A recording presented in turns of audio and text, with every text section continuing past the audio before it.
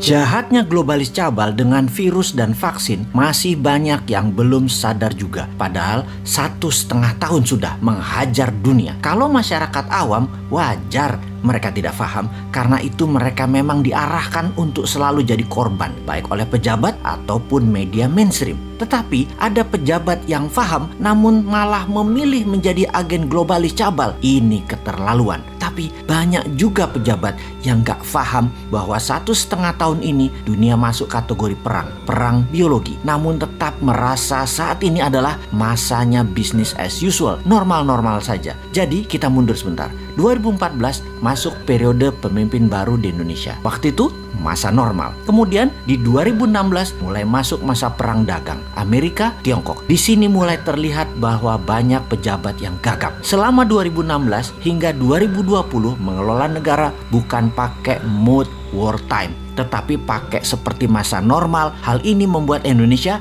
tertinggal. Tetapi masyarakat banyak yang gagal paham bahwa kesalahan melihat dunia berefek seperti saat ini. Indonesia jalan di tempat. Buktinya GDP per kapita hanya dari 3.800 ke 4.000-an dolar per kapita. Ini harus terlihat sesungguhnya sebagai kurang berhasil dalam tanda petik membuat Indonesia berdaulat ekonominya. Karena salah melihat peta dunia, salah melihat world map. Lalu berlanjut di tahun 2020. Di mana saat itu adalah perang biologi dunia atau dunia kena pandemi virus buatan yang bernama corona. Perang ini bisa panjang, bisa pendek di setiap wilayah, tergantung pejabat suatu negara berstrategi mengelola negaranya. Kalau mau cepat, ada strategi bernegara yang memilih ikut maunya globalis, yaitu beli vaksin mereka. Ada yang tidak mengikuti produk globalis, yaitu tidak pakai vaksinnya, tetapi pakai imunitas atau imunoterapi, pakai penguatan imunitas tubuh. Penguatan imunitas tubuh sangat berlawanan dengan maunya globalis cabal, yaitu menggunakan vaksin. Negara yang di bawah pengaruh globalis pasti menghalangi terapi imunitas, termasuk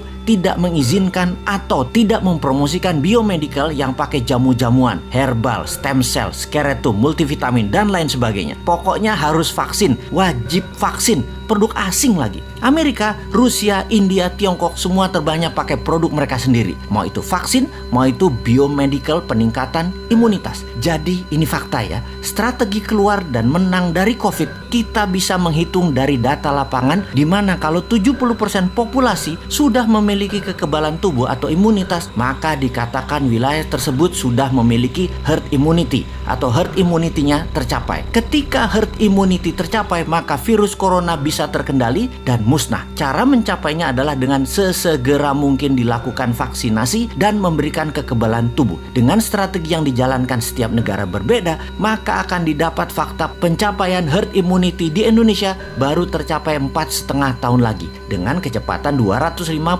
vaksin per hari yang dilakukan pada saat ini dengan stok 400 juta vaksin yang akan disediakan. Ini waktu yang lama. Masa anak kita sekolah masih di gadget hingga 2 tahun ke depan sih? Waduh.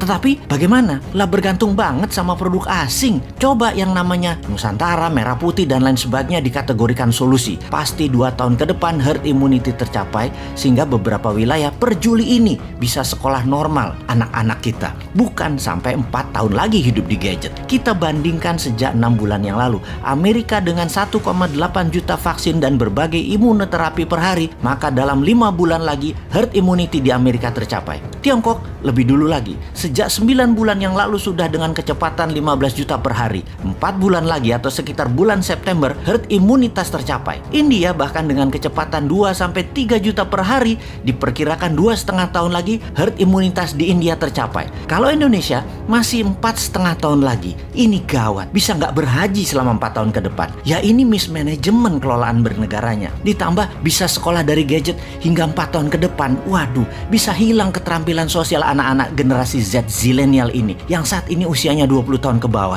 Jangan begitulah mengelola negaranya, wahai pejabat.